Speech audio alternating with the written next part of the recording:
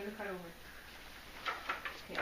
Have you ever seen this symbol? This symbol represents and was used by the German Nazis. I will explain more about the Nazis, who they were, and how they had a lot to do with the Holocaust. The Holocaust occurred when Adolf Hitler and the Nazi Party killed Europe's Jews along with other people they thought were politically, racially, or socially unfit. It is important to know about the Holocaust because it is one of the most drastic times that took place in history.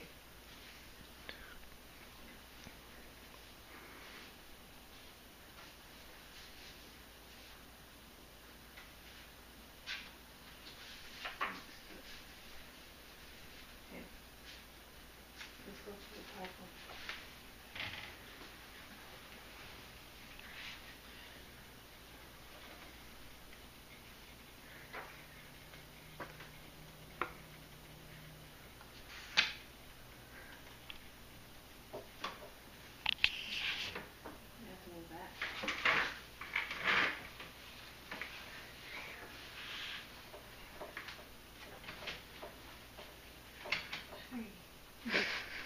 Adolf Hitler served as president from 1933 to 1945 as a German dictator.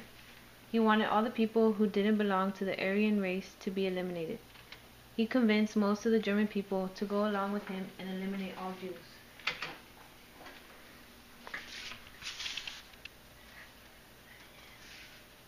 Jews, gypsies, homosexuals, disabled, and the mentally retarded were all targeted. Torture Jews faced was unbelievable. Everything was taken away: possessions, money, homes, and much more. When families were ordered to the concentration camps, they were separated into different ones. They formed a line as they were deported to different camps.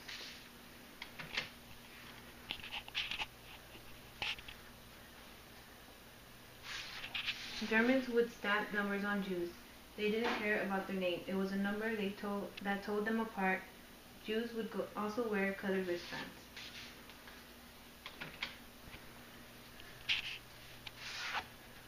They would also wear striped uniforms, and many of them were so skinny you could see their bones through their skin.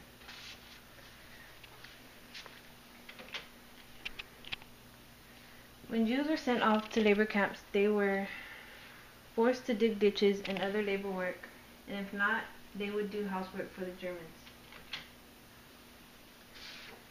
Gas chambers was another way Jews were killed. Jews were put in huge cellars where Germans would leak gas inside, allowing them to breathe it until they were all dead.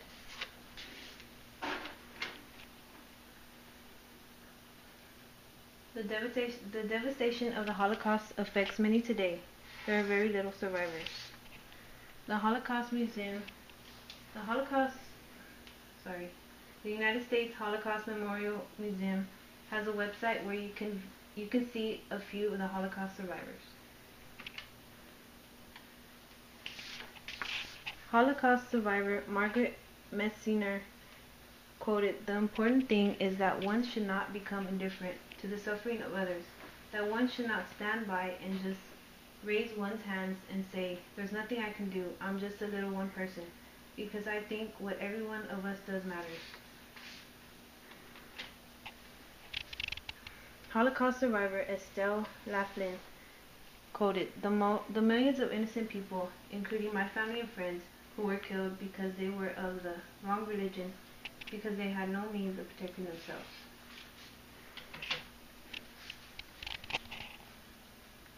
Ava Galler